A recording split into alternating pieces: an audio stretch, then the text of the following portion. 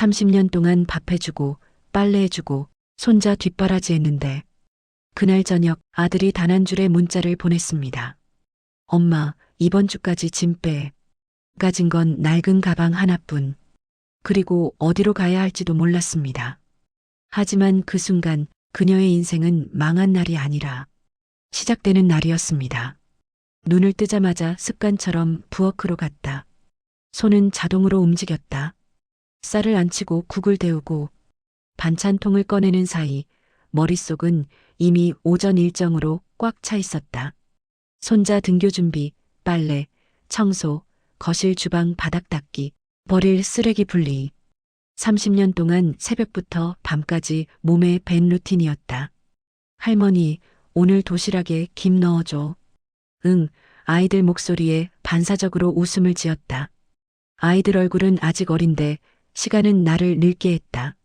누가 내게 엄마라고 부른 적은 오래전의 일이고 이 집에서의 내 이름은 늘 집안일 하는 사람이었다. 고마움이란 말은 거의 듣지 못했지만 손자들 밥을 챙기며 마음 한구석이 따뜻해지곤 했다. 정오가 지나자 휴대전화가 울렸다. 아들의 이름이었다. 엄마, 저녁에 시간 돼? 응, 무슨 일인데? 우리 얘기 좀 해야 돼. 집 관련해서. 짧고 평범한 말투였지만 가슴 한편이 뜨끔했다. 집 관련이라면 그 무엇이든 될 수 있다. 저녁, 식탁 앞. 아들과 며느리의 표정은 평소와 달랐다. 둘 다 말은 조심스러웠지만 눈빛 속에는 계산과 결단이 들어 있었다. 엄마, 우리 이번 주에 이사 가려고 해. 무슨 말이야? 대출 때문에 엄마가 등본에 있으면 대출 승인이 안 난대. 부동산에서 그렇다더라고. 그 말이 떨어지자 내 가슴이 얼얼했다. 이해하려 했다.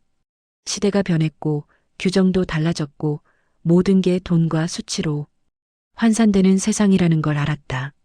그런데 내 존재가 대출 불가의 이유라니 그 말은 어떤 면죄부도 주지 못했다. 그럼 내가 어떻게 해야 하는데? 이번 주 안으로 짐 빼서 아버지 집으로 가. 아들의 말은 정확했고 감정은 없었다. 짐 빼라는 표현에 숨이 막혔다. 그 단어가 내 인생의 30년을 규정하는 낙인이 되는 순간이었다. 엄마가 있으면 대출이 안 나온데 며느리의 시선은 무심했고 말끝엔 안도감이 섞여 있었다. 이제 편해질 거야 하는 그 표정이 내 가슴을 더 찢었다. 문득 딸 생각이 났다. 딸은 원래 먼 거리에 살고 있었다. 연락을 자주 하지 못했지만 지금쯤엔 어떤 반응일까 기대했다. 전화를 걸었고 딸의 목소리가 들렸다. 엄마, 우리도 각자 삶이 있어. 아빠 집으로 가는 게 맞아. 딸의 말은 단호했다. 그 단호함은 곧 실무였다. 현실은 감정에 베이지 않았다. 나는 앉아있던 의자에 손을 얹고 오래도록 숨을 골랐다. 30년. 그 단어 앞에서 머릿속에 스치는 장면들이 무너져 내렸다. 손자들을 처음 안았을 때의 떨림, 밤새 앓던 감기약을 다려주던 기억, 졸업식에서 울었던 날, 가족사진 속 웃음들. 모든 것이 무상으로 제공된 노동의 흔적이었다. 나에게 돌아온 건 경제적 짐이라는 판정뿐이었다. 저녁 식탁이 끝나고 집안은 조용해졌다. 나는 마음 깊은 곳에 담아두었던 말을 꺼내려 했지만 목구멍이 꽉 막혔다. 아들은 이미 옷장을 열어 몇 가지 박스를 챙기고 있었다. 며느리는 냉장고 문을 닫으며 무심하게 말했다. 이번 주까지 처리하면 좋겠어요.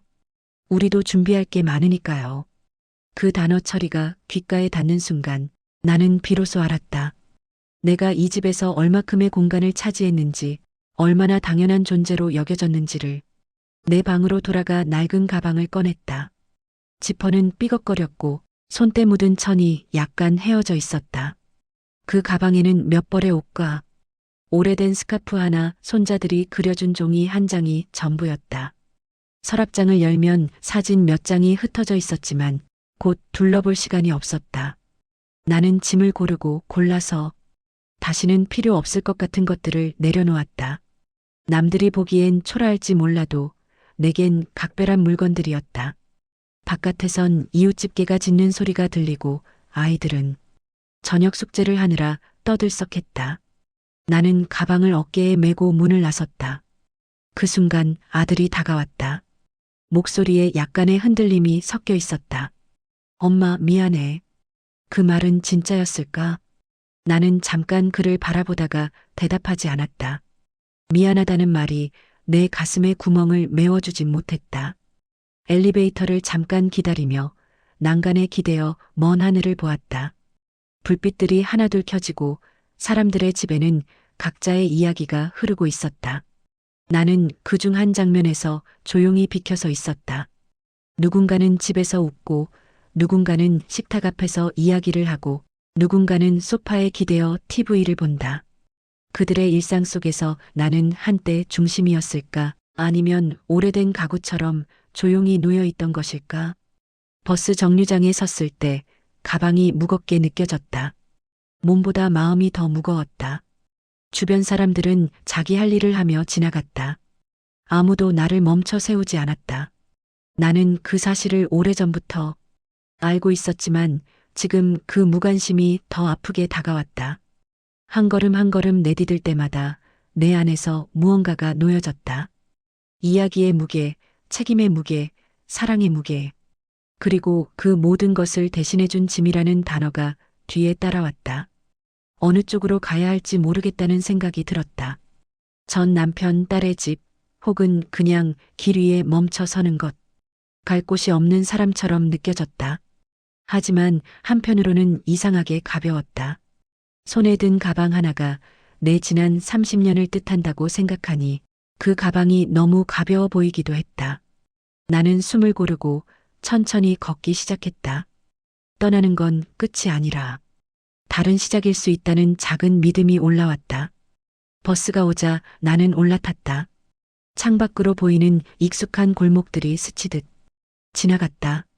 집 안 불빛이 멀어질수록 그 불빛들이 내 기억 속에 흐려지고 새로운 어둠 속에서 길을 찾는 기분이었다. 하지만 어둠 속에서도 별은 보이듯 내 안에는 여전히 작은 불씨가 남아 있었다. 그 불씨가 무엇을 밝힐지는 아직 알 수 없었지만 나는 그 불씨를 따라 가보겠다고 스스로에게 약속했다.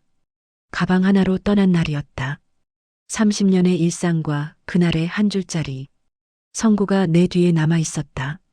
그러나 동시에 낡은 가방 속에는 앞으로 채워질 시간들이 기다리고 있었다. 나는 조용히 창밖을 보며 다시는 누군가의 짐으로 불리지 않겠다는 작은 다짐을 품었다.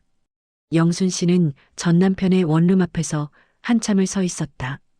비밀번호를 누르려다 말고 손을 떼고 또 누르려다 한숨을 쉬었다. 이혼하고 14년 동안 단 한 번도 찾아온 적이 없는 집이다. 찾아올 이유도 없었다. 서로에게 깊게 남긴 상처는 시간이 지나도 잘 아물지 않았고 다시 마주하는 건 서로에게 부담이 될 뿐이라고 생각했다. 그럼에도 그녀가 이곳에 서 있게 된 건 단지 갈 곳이 없어서였다. 이 상황에서 그래도 내가 마지막으로 의지할 수 있는 사람은 결국 아버지밖에 없네. 며칠 전 자신의 아들에게서 들은 말이 생각났다. 그 한마디가 영순 씨의 마음을 종일 흔들어 놓았다. 결국 그녀는 14년 만에 다시 그 번호를 눌렀다. 삑소리와 함께 문이 열렸다. 그 좁은 집에서 전 남편과 눈이 마주쳤다. 어쩐 일이야? 남편의 목소리는 놀람보다도 당황이 컸다. 하지만 그 뒤에 묻어나는 반가움은 감출 수 없었다. 그는 얼굴을 극적이며 말을 잇지 못했고 영순 씨 역시 무슨 말을 해야 할지 몰랐다. 들어오라니까 그냥 들어와. 전 남편의 원룸은 생각보다 좁고 어수선했다. 싱크대엔 설거지가 쌓였고 작은 냉장고엔 텅 빈 칸만 가득했다. 거실이라고 하기에도 민망한 공간엔 작은 테이블과 텔레비전이 전부였다. 마치 남편이 아니라 세월이 살고 있는 집 같았다. 뭐 좀 먹었어? 남편이 말했다. 아니, 그냥 왔어. 그 말에 남편은 작게 고개를 끄덕였다. 그리고 주머니에서 담배를 꺼내려다 영순 씨 눈치를 보고 다시 넣었다. 저기 너 며칠 하니 뭐 필요하면 좀 더 있어도 돼. 그 말이 얼마나 큰 용기였는지 영순 씨는 알고 있었다. 자존심 세고 고집도 셌던 사람. 이혼 과정에서 서로에게 퍼부은 말들이 생각났다. 그런데 그 사람이 지금은 고개를 살짝 숙이며 조심스럽게 자신을 받아들이고 있었다. 남편은 냄비 하나를 꺼내 물을 채웠다. 된장을 푸는 손길이 어설펐다. 애호박은 너무 크게 썰렸고 두부는 툭툭 부서졌다.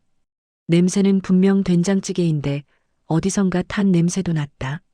식탁에 놓인 그 된장찌개 앞에서 둘은 한동안 말없이 앉아 있었다. 맛없어도 좀 먹어. 내가 요즘 혼자 해먹다 보니까 점점 더 엉망이 되더라. 남편이 멋쩍게 웃으며 말했다. 영순 씨는 천천히 한 숟가락 떠먹었다. 싱겁고 덜 끓었고 어쩐지 짠맛까지 섞인 이상한 맛이 났다. 하지만 거기엔 남편의 외로움이 고스란히 녹아 있었다. 괜찮네. 먹을만해. 영순 씨는 억지 웃음이 아닌 정말로 부드러운 미소를 지었다. 남편은 그 말에 어쩔 줄 몰라 했다. 얼굴을 들지 못하고 숟가락만 만지작거렸다. 식탁 위를 흐르는 공기가 묘하게 따뜻했다. 춥고 낡은 원룸에서 유일하게 따뜻한 곳이 지금 이 작은 식탁 같았다. 그날 밤 남편이 세탁기를 돌리려다 허리를 잡고 으하고 신음을 흘렸다. 많이 아파? 영순 씨가 다가갔다. 아니야, 괜찮아. 맨날 그래. 살다 보면 뭐. 하지만 그의 얼굴은 괜찮지 않았다. 세탁기 문을 닫는 것조차 버거워 보였다. 영순 씨는 말없이 세탁물을 정리해 넣고 세제를 넣어 돌렸다. 그의 허리 상태를 보며 마음이 흔들렸다. 이 사람이 젊을 때는 허리 펴고 큰 소리 쳤던 사람인데 세월이 이렇게 만드는구나 싶었다. 너 혹시 불편하면 말해. 나는 내가 여기서 마음 편했으면 좋겠다. 남편이 문가에 서서 작은 목소리로 말했다. 그 말엔 미안하다, 고맙다, 그리고 말하지 못한 수많은 감정이 들어 있었다. 영순 씨는 그때 처음으로 이곳이 단지 비좁고 초라한 원룸이 아니라 한 남자가 세월과 싸우며 버티고 있는 삶의 가장자리란 걸 느꼈다. 잠자리에 들기 전 남편이 말했다. 너랑 이렇게 밥 먹고 말하고 참 오랜만이다. 괜찮다. 이혼한 사이라고 해도 그래도 내가 오니까 참 좋다. 그 말은 연인이 아니라 함께 늙어간 한 사람으로서 진심에서 나온 말이었다. 영순 씨는 작은 숨을 들이쉬었다. 복잡한 감정이 밀려왔지만 단 하나만은 분명했다. 이 동거는 누구도 계획하지 않았지만 두 사람 모두에게 꼭 필요했던 시간이라는 것. 영순 씨가 머무르기 시작한 지 사흘째 되던 날, 원룸은 조금씩 둘이 사는 집의 냄새를 내기 시작했다. 싱크대 위엔 설거지가 줄었고 바닥엔 남편 혼자 살 때보다 청소 자국이 많았다. 달라진 건 그것뿐인데도 집 전체가 조금 밝아진 느낌이었다. 남편은 변화를 티내지 않으려 했지만 곳곳에서 어쩔 줄 몰라 하는 기색이 드러났다. 출근 준비를 하며 셔츠 깃을 만지작거리고 밥솥을 열어보며 이거 내가 한 거지? 하고 묻고 퇴근해서 들어와서는 문을 끄는 순간 작은 미소를 숨기지 못했다. 그런 남편의 모습은 영순 씨를 과거로 데려가곤 했다. 한때 남편은 일밖에 모르던 사람이었다. 돈을 벌어와서는 말없이 소파에 누워 뉴스만 틀어놓던 남자. 어려운 감정 이야기는 입에 올릴 줄 몰랐고 고맙다는 말보다 툭툭 내뱉는 한숨이 더 많았다. 그 남자가 지금은 작은 반찬 하나에도 어색한 감사 인사를 전하려 애쓰고 있었다. 이거 맛있더라. 멸치볶음 너 옛날에 자주 했잖아. 사소한 말 한마디가 영순 씨의 가슴을 스치는 날들이 많아졌다. 그러나 머무는 시간이 길어질수록 조심스러운 순간들도 늘어갔다. 어느 날은 이불을 널다가 그녀의 손이 남편의 손등을 스쳤다. 둘 다 동시에 손을 거두었고 공기엔 미묘하게 오래된 정이 섞여 떠올랐다. 또 어떤 날은 남편이 끓인 라면이 너무 짜서 영순 씨가 물을 조금 더 붓자 남편은 멋쩍게 웃으며 말했다. 내가 너 없을 때는 그냥 이렇게 먹었어. 그 말에 영순 씨는 자신도 모르게 마음이 저릿해졌다. 이 사람은 이혼 이후 얼마나 홀로 견뎠을까. 자신을 아프게 한 사람이긴 했지만 14년 동안의 세월은 그를 완전히 다른 사람으로 만들어 놓은 듯 했다. 하지만 두 사람 사이엔 쉽게 지울 수 없는 그림자도 있었다. 어느 비 오는 저녁 남편이 술 한 잔에 취해 조용히 말했다. 그때 내가 너한테 했던 말들 진심 아니었어. 그땐 내가 너무 철이 없었어. 그 말, 영순 씨는 평생 듣지 못할 줄 알았던 말이었다. 이혼 당시 남편은 화가 잔뜩 올라 가시돋친 말들을 내뱉었다. 너랑 사는 게 지겨워서 미치겠다. 너 아니어도 나는 잘 살 수 있다. 그 말들은 오랫동안 영순 씨의 마음에 박혀 아무리 긁어내도 사라지지 않는 상처였다. 그런데 지금 남편이 떨리는 목소리로 꺼낸 사과는 세월이라는 벼락을 맞고 그 상처를 다시 바라보게 했다. 그래도 시간은 흘렀잖아. 영순 씨는 조용히 말했다. 흘렀지. 나도 참 바보 같은 시간을 오래 살았더라. 남편이 창밖을 보며 한숨을 길게 내쉬었다. 그 모습에 영순 씨는 자신도 모르게 눈을 비볐다. 왜인지 모르게 눈시울이 뜨거웠다. 둘의 관계는 다시 시작하는 것도 끝난 것도 아니었다. 단지 오래된 두 인생이 맞닿은 자리에서 조용히 서로를 바라보고 있는 시간이 이어지고 있었다. 그렇다고 충돌이 없었던 건 아니다. 어느 날 설거지를 두고 둘은 작은 말다툼을 했다. 그냥 두면 내가 하지. 왜 그렇게 한꺼번에 쌓아둬? 영순 씨가 말하자 남편은 버릇처럼 말했다. 아, 내가 할게. 됐어. 그 됐어라는 말투가 옛날과 너무 닮아 있었다. 영순 씨는 그 자리에서 냄비 하나를 내려놓고 잠시 아무 말도 하지 않았다. 남편도 눈치를 챘는지 작게 말했다. 미안하다. 나도 모르게 옛날 버릇이 나도 좀 고칠게. 그 말은 예전 같았으면 절대 나오지 않았을 말이었다. 세월은 두 사람에게 상처도 남겼지만 그 상처를 마주할 용기도 조금씩 만들어주고 있었다. 며칠 뒤 남편은 퇴근하며 작은 비닐봉지를 들고 왔다. 이거 너 좋아하던 거라길래. 그 안엔 찹쌀 도넛 2개. 영순 씨가 예전에 아주 좋아하던 간식이었다. 그녀는 놀라며 물었다. 이걸 어떻게 기억해? 남편은 말없이 어깨를 으쓱했다. 기억나더라. 가게 지나가는데 문득 그 작은 도넛 봉지 하나에 영순 씨는 오래전 잊었다고 믿었던 감정이 조용히 깨어나는 것을 느꼈다. 이 사람이 이렇게 변할 수 있는 사람이었나? 그러나 동시에 그녀는 스스로에게 말했다. 착각하면 안 돼. 우린 이미 끝난 사이야. 이건 그저 잠깐의 인연일 뿐. 하지만 사람이 마음으로 이해한 것과 가슴으로 느끼는 건 늘 달랐다. 밤마다 작은 방에서 누우면 영순 씨는 스스로에게 물었다. 나는 왜 이곳에서 이 사람의 숨소리를 들으며 잠이 드는 게 이렇게 편안할까? 답은 아직 나오지 않았다. 서로의 마음도 앞으로의 길도 아직은 선명하지 않았다. 단지 분명한 건 한 가지였다.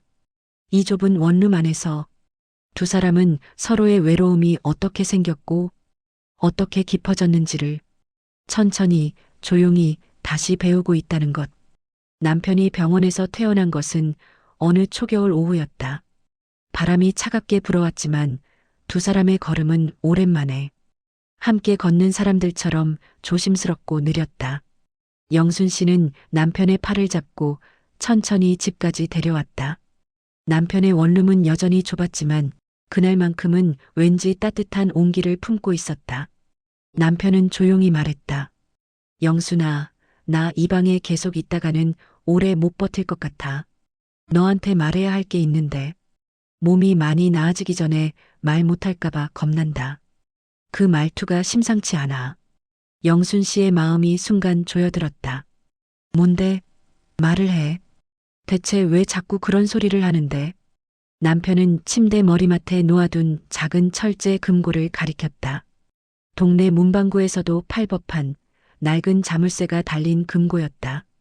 저 안에 내가 너한테 꼭 전하고 싶었던 게 있어.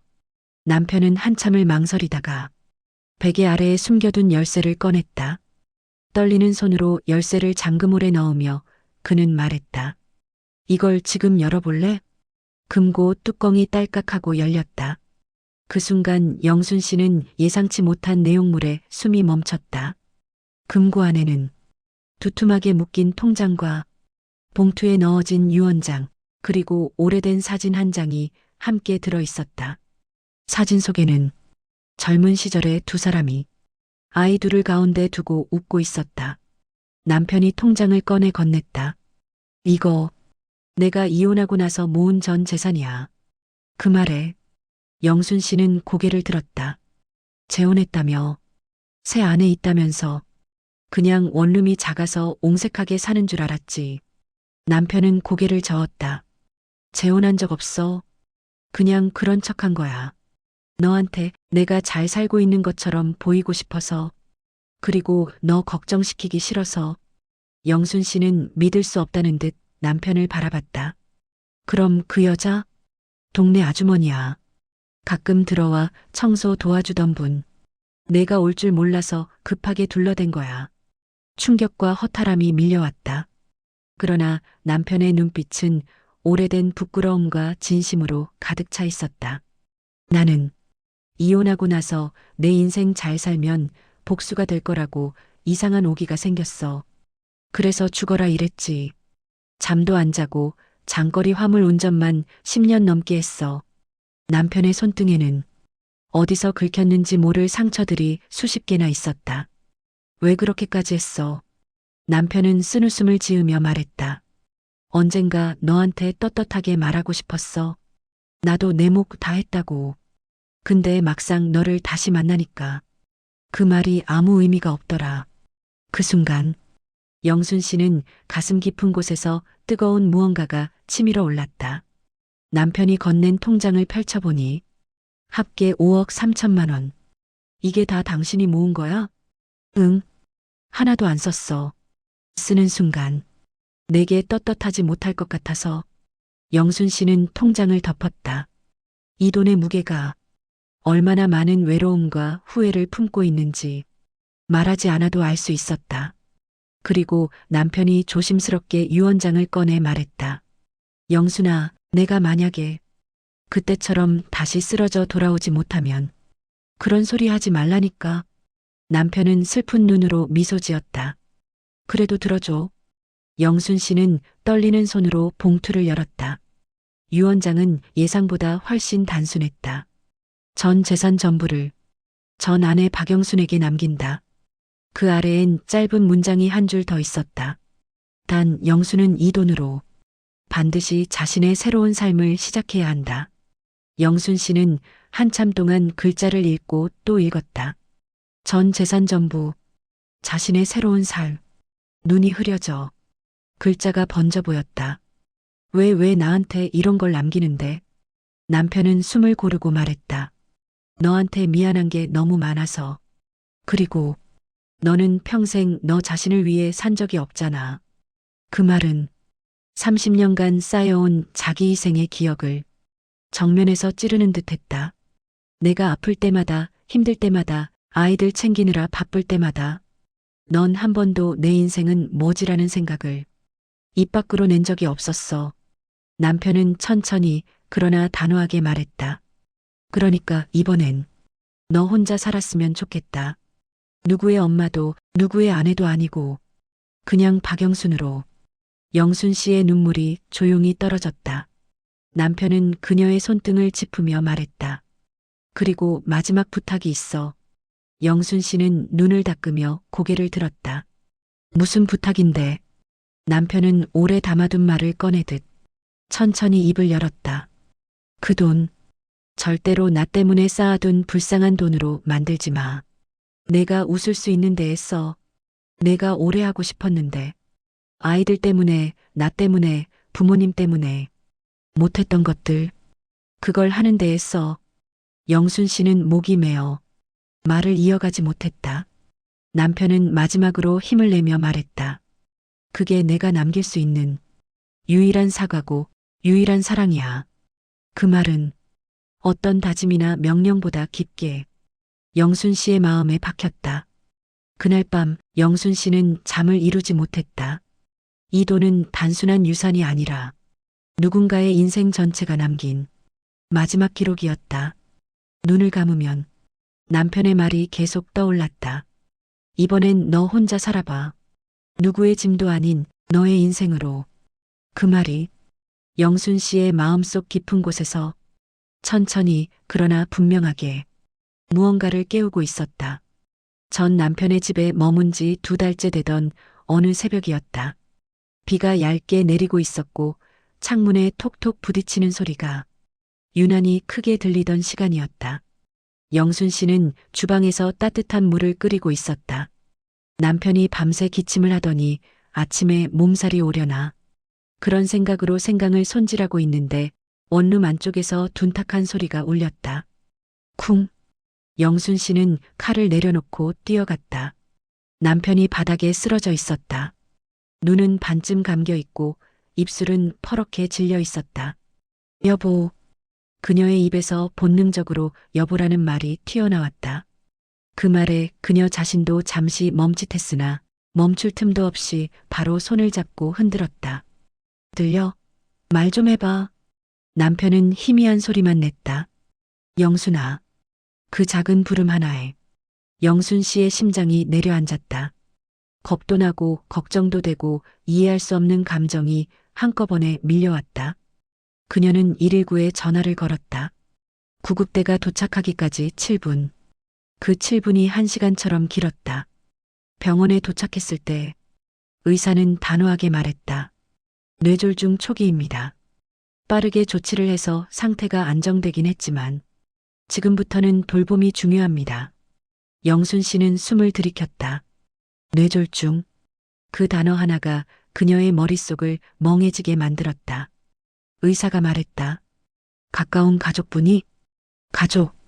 그 말이 이렇게 날카롭게 들린 적은 없었다. 영순 씨는 순간 멈췄지만 곧 침착하게 대답했다. 제가 케어하겠습니다. 말을 내뱉는 순간 스스로도 놀랐다.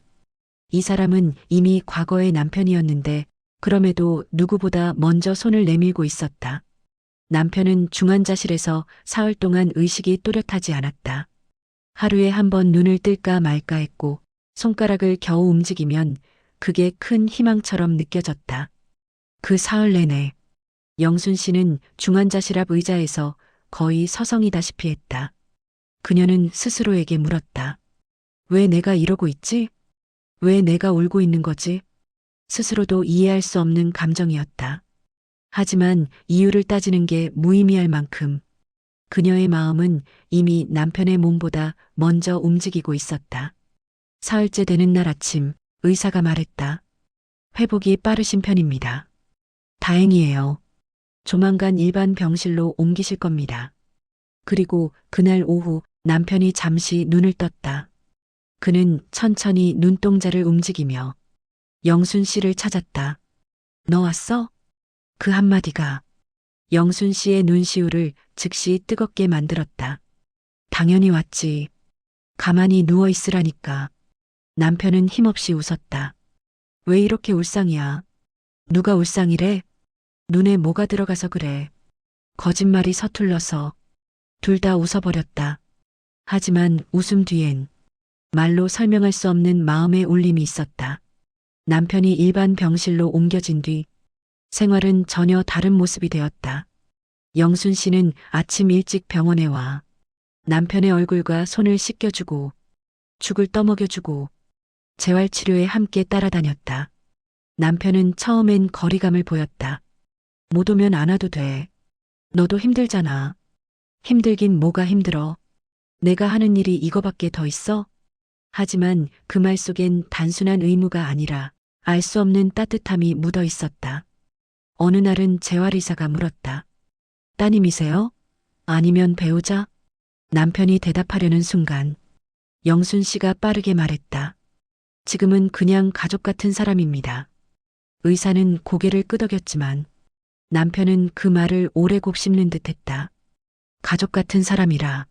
남편이 작게 중얼거렸다. 그래, 참 고맙네. 영순 씨는 그 말이 이상하게 가슴을 아리게 했다. 남편은 점점 회복했고 걷는 연습까지 시작했다. 그러던 어느 날 그는 갑자기 말했다. 내가 죽으면 안 돼서 그래. 뭐가? 너한테 할 말이 좀 많아서. 영순 씨는 그의 눈빛에서 다음 말이 무겁다는 걸 직감했다. 영순아, 내가 너한테 평생 빚을 지고 살았던 사람이다. 너는 내가 당연히 누려야 했던 사람이 아니었는데 나는 그걸 몰랐어. 그 말은 지난 몇 년의 외로움과 세월의 방황을 모두 담은 듯 깊었다. 영순 씨는 잠시 말이 나오지 않았다. 그저 그의 손을 잡아주었다. 손등에 굳은 살, 세월에 닳아버린 온기. 그 손은 과거와 현재가 동시에 느껴지는 손이었다. 남편은 울 듯 웃으며 말했다. 이젠 너 없이는 안 되네. 그 말은 연애 감정도 미련도 아니었다. 그저 한 인생이 다른 한 인생에게 보내는 절박하고도 솔직한 의존이었다. 그 순간 영순 씨는 마음 한복판에서 뭔가 천천히 녹아내리는 걸 느꼈다. 그게 사랑인지 정인지 아니면 오래 묵은 원한의 소멸인지 아직 알 수 없었다. 하지만 단 한 가지는 분명했다. 이제 그녀는 이 남자를 전 남편이라고만 부를 수 없다는 것. 두 사람은 이제 더 이상 과거의 관계가 아니라 서로의 마지막을 지켜줄 새로운 동반자가 되어가고 있었다. 남편이 해놓았던 김치가 마침 다 익어가던 늦은 오후였다. 냉장고에서 김치통을 꺼내려고 허리를 굽히던 남편이 갑자기 손을 식탁에 짚으며 숨을 고르는 모습이 보였다. 허리가 아픈 거야? 영순 씨가 물었다. 아니야, 괜찮아. 그냥 오래 서 있었더니 늘 그렇듯 괜찮다라고 했지만 손 떨림과 식은땀, 숨 고르는 소리까지 숨길 수는 없었다. 영순 씨는 억지로라도 남편을 의자에 앉혔다. 그의 바지 허리를 잡아 올려주며 아픈 부위를 조심스럽게 눌러보던 순간 남편이 갑자기 한 손으로 얼굴을 가렸다. 이 나이 먹고 이게 뭐냐? 남편 노릇도 제대로 못했던 놈이 지금은 몸 하나도 제대로 못 가누고 그 말은 누구에게 하는 한탄이라기보다 스스로에게 씌운 벌 같았다. 그 순간 영순 씨의 목까지 울컥 뜨거워졌다. 누군가에게 버림받거나 상처받는 것보다 서로에게 미안해하며 살아온 세월이 더 고통스러울 때가 있다. 그들은 한때 부부였던 사람들이다. 남이 아니었다. 그렇다고 아직도 부부라고 할 수도 없었다. 남편은 고개를 들지 못한 채 작게 속삭였다. 그때 너한테 했던 말들, 행동들 다 내가 잘못했어. 그걸 그때는 몰랐는데 나이 드니까 알겠더라. 사람이란 게 젊을 땐 바보야. 뭐가 중요한지도 모르고. 그 말은 변명이 아니었다. 평생 자신도 모르게 쌓아두었던 돌덩이가 우두둑 부서져 내려가는 소리 같았다. 영순 씨는 대답하지 않았다. 단지 남편의 굳어버린 어깨 위에 조심스레 손을 얹었다. 오래된 원망이 사라진 건 아니었다. 하지만 묘하게도 그 원망을 지탱하던 기둥이 조금 흔들린 것 같았다. 그날 밤 남편은 계속 기침을 했다. 평소와 다르게 기침이 깊고 차가웠다. 약은 먹었어? 영순 씨가 물었다. 가끔. 약값도 그렇고 괜찮아. 곧 나아. 그의 말투는 여전히 태연했지만 기침하는 등을 가만히 바라보니 등뼈가 너무 선명하게 드러나 있었다. 먹는 걸 제대로 못 챙기고 산 흔적이었다. 그리고 영순 씨의 마음속 깊은 곳에서 문득 한 문장이 떠올랐다. 이 사람 이렇게까지 망가졌는지 몰랐네. 사람이 늙는 건 다 똑같다지만 홀로 늙는 것과 누군가의 기억 속에서 늙는 건 전혀 다른 일이었다. 찬물을 마시던 남편이 입가를 손으로 훔치며 말했다. 너 오고 나서 좀 살 것 같다. 집에 사람 숨소리가 있다는 게 이렇게 따뜻한 거였네. 그 말이 감사인지 미련인지 외로움인지 영순 씨는 끝내 구분할 수 없었다. 하지만 한 가지는 분명했다. 그들은 서로에게 젊은 날의 상처만 남긴 줄 알았지만 사실은 늙은 날의 의지까지 남겨두고 있었다는 것. 그리고 그 순간 영순 씨는 깨달았다. 이 집에 온 이유가 단순한 동정도 오래된 인연도 불쑥 올라온 미련도 아닌 사람으로서 마지막으로 지켜야 할 정 때문이라는 걸. 저녁이 되자 남편은 조금 안정을 찾은 듯 했다. 하지만 기운이 없는 건 분명했다. 그는 식탁 의자에 앉아 뜨거운 물을 천천히 마시며 말했다. 죽을까봐 겁나더라. 그런 말은 20년 전 그가 했을 법한 말이 아니었다. 사람은 언제 제일 무서운가 하나? 혼자일 때야. 누가 불러주고 누가 옆에서 밥 먹어라 해주고 사소한 말 한마디 나눌 사람이 있을 때 살았다고 느껴지지. 그의 눈가가 붉어졌다. 영순 씨는 그 말에 묘한 감정이 밀려왔다. 미안함과 연민과 약간의 떨림이 섞여 있는 감정이었다. 나도 내 옆에 있을게. 그녀가 속으로 다짐하는 것처럼 작게 말했다. 그의 손을 잡자 손이 차가웠다. 그러나 그 차가움마저도 다정하게 느껴졌다. 나이 든 사람들끼리 서로의 체온을 확인하는 일이 젊었을 때의 뜨거움보다 더 간절하게 느껴질 때가 있다는 걸 그녀는 알았다. 며칠 뒤 동네에서 작은 소문이 돌기 시작했다. 누가 다시 들어가 살더라 같은 소박한 말들이었다. 그녀는 창문에 서서 길거리 사람들의 수군거림을 들었다. 수군거리는 목소리는 때론 따가웠고 때론 걱정스러웠다. 그 소문 속에는 사람들의 삶에 대한 호기심과 남의 불행을 보는 어쩔 수 없는 시선이 섞여 있었다. 그런데 그 소문보다 더 신경 쓰였던 건 그 소문을 들으며 떠오르는 자신의 과거였다.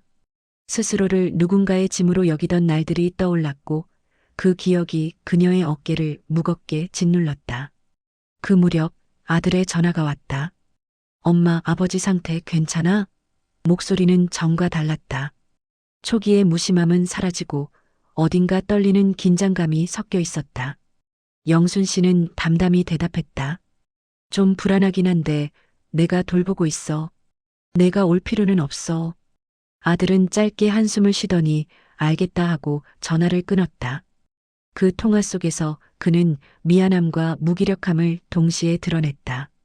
영순 씨는 가만히 휴대폰을 내려놓고 아들을 이해하려는 마음과 한편으로는 분노를 품었다. 내가 왜 또 이래야 하지? 하는 자조도 스쳤다. 밤이 깊어질수록 그들의 대화는 늘 그렇듯 조심스러웠다. 서로에 대한 직설은 줄고 작은 배려가 늘어났다. 어느 날 밤 남편은 깊은 숨을 쉬며 말했다. 내가 내게 미안하구나. 젊었을 때는 몰랐어. 내가 해준 것들, 내가 버텨온 것들 다 내 몫이었다는 걸 이제 알겠어. 그녀는 그의 말을 듣고도 쉽게 답하지 못했다. 오랜 시간 쌓인 상처는 한마디의 사과로 사라지지 않는다. 하지만 사과는 사소한 틈을 만들었다.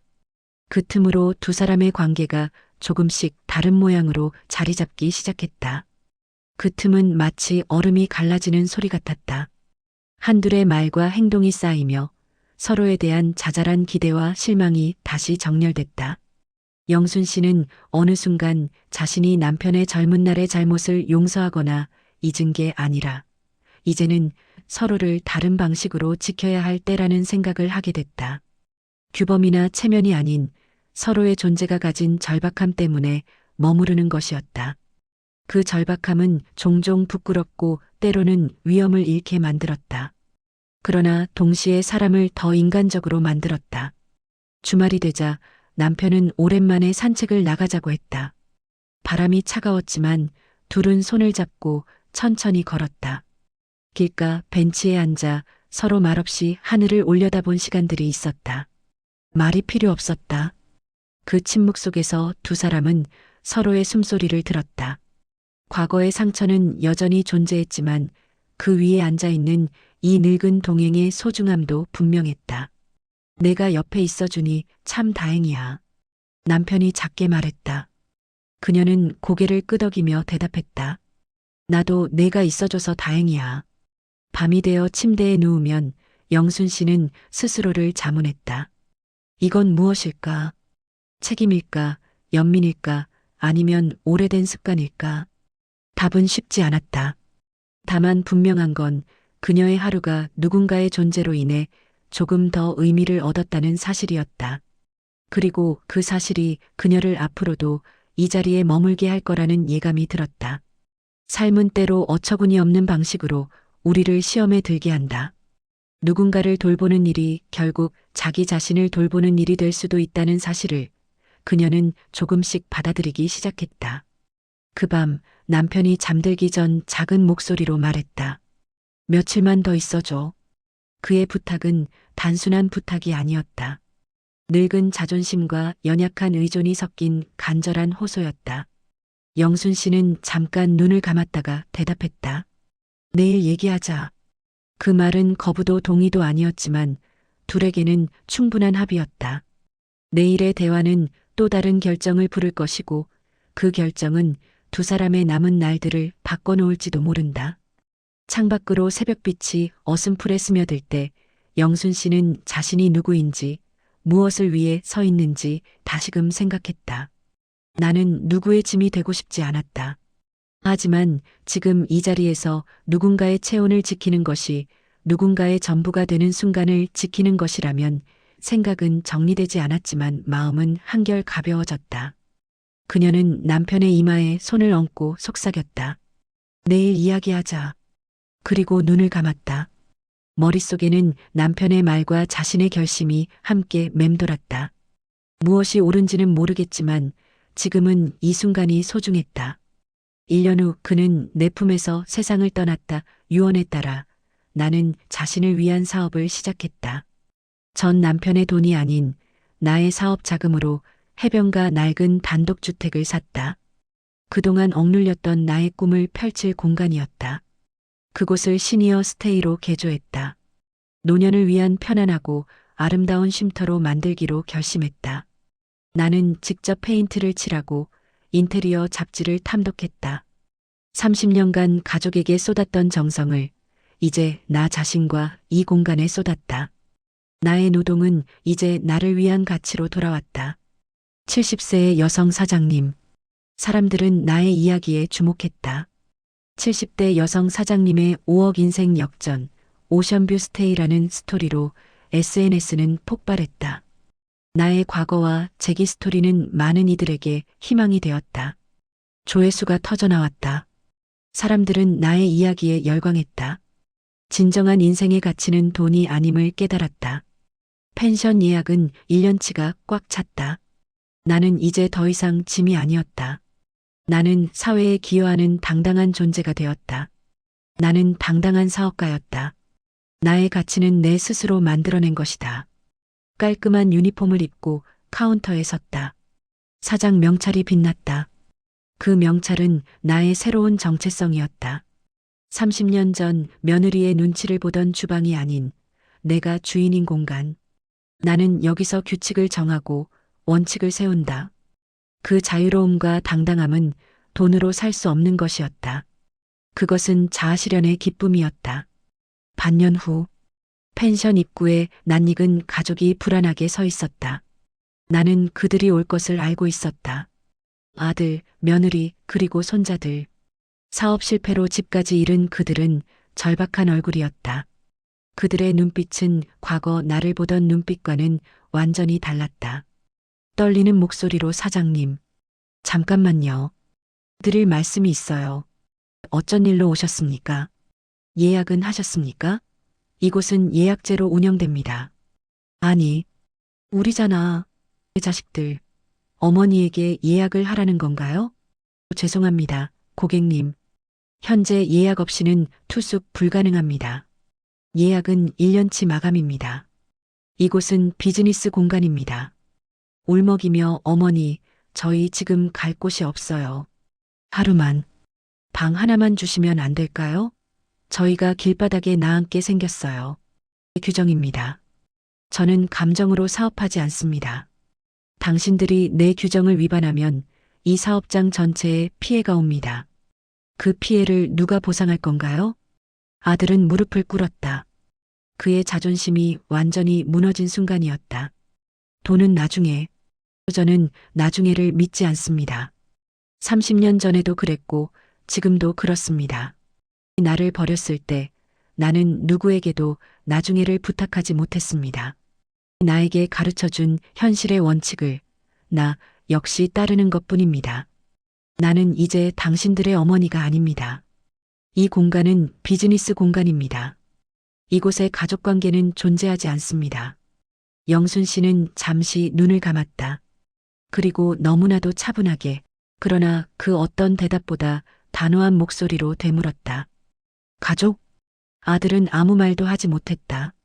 손자들이 서로를 붙잡고 안절부절 못했다. 가족이라는 이름을 내세우기 전에 너희는 나에게 어떻게 했는지 기억 안 나니? 그녀는 아들의 눈을 깊이 들여다보며 말했다. 30년 동안 내가 손자들 뒷바라지하고 밥하고 청소하고 빨래하며 살았던 많은 날들. 그날들이 다 끝났다고 생각하던 순간 너희는 나를 짐이라고 했지. 아들은 입술을 깨물었다. 며느리는 고개를 푹 숙였다. 손자들은 죄책감과 불안 속에서 서로를 꼭 붙잡고 있었다. 엄마 그땐 정말 그땐. 아들의 변명은 흐느낌에 가까웠다. 변명하지 마라. 그녀의 목소리는 부드러웠지만 단호했다. 너희 인생이 힘들다고 해서 내 인생이 희생되어야 했던 건 아니야. 너희가 만든 어려움은 너희가 해결해야지. 아들은 무너진 듯 무릎을 꿇었다. 제발 우리 좀 도와줘. 엄마가 아니면 우린. 그때 카운터 뒤에 놓여있던 명함통이 영순 씨의 손에 잡혔다. 그녀는 명함 한 장을 꺼내 아들의 손바닥 위에 올려놓았다. 여기는 사업장입니다. 나는 너희 엄마가 아니라 박영순 사장입니다.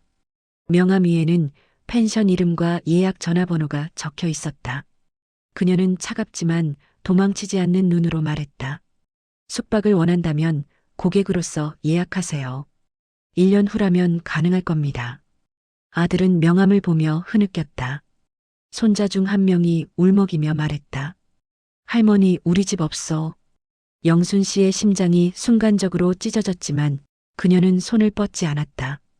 혼란과 불안, 연민과 슬픔이 서로 충돌했지만 그녀는 단 하나를 지켰다. 다시 짐이 되지 않기. 나도 오랫동안 집이 없었단다. 영순 씨는 조용히 대답했다. 하지만 그 시간에 내가 배운 게 있어. 사람은 자기 삶을 스스로 책임져야 한다는 거. 그녀는 문을 가리켰다. 이제 가거라. 여긴 쉬러 오는 곳이지 도망쳐 오는 곳이 아니야. 아들 가족은 조용히 밖으로 나갔다. 문이 닫히고 난 뒤 영순 씨는 잠시 굳어 서 있었다. 숨을 크게 들이켰다. 그리고 아주 천천히 내쉬었다. 그녀는 흔들리지 않았다. 그녀는 약해지지 않았다. 그녀는 이제 누구의 엄마도 누구의 짐도 아닌 오롯한 자기 자신이었다. 로비 창문 밖으로 탁 트인 바다가 펼쳐져 있었다. 그 바다 너머로 희미한 노을이 져가고 있었다. 오늘 하루는 힘들었지만 그 노을은 마치 그녀에게 말하는 듯했다. 잘했다. 이제 진짜 너로 살아라. 영순 씨는 미소를 지었다. 마침 예약 전화벨이 울렸다. 그녀는 단정한 목소리로 전화를 받았다. 네, 박영순 스테이입니다. 무엇을 도와드릴까요? 그 목소리에는 평생 지켜온 인내와 오랜 시간 잃었던 자존심과 처음으로 깨달은 자기 삶의 의미가 담겨 있었다. 그리고 그 순간 그녀는 비로소 자기 인생의 주인이 되었다. 여러분이라면 30년 헌신 뒤 돌아온 가족의 요청을 어떻게 하셨을까요? 여러분의 생각을 댓글로 남겨주세요. 구독과 좋아요도 부탁드립니다. 감사합니다.